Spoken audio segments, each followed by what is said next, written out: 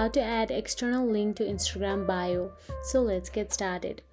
First thing first, open the Instagram app on your mobile device and make sure you are logged into your account.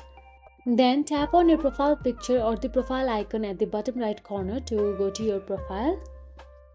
Then on your profile page, tap on the edit profile which is located next to your username. Then all you have to do is find for the links option available there and tap on it. Then tap on the add external link option available there. Now make sure to enter the full URL. So here for an example, I am going for an YouTube video shorts.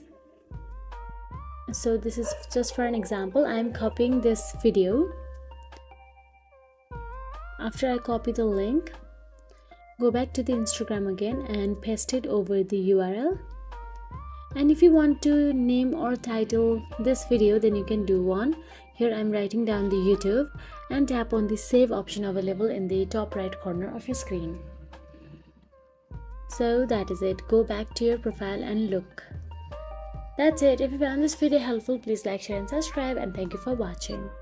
If you found this video helpful, please like, share and subscribe our channel, and thank you so much for watching.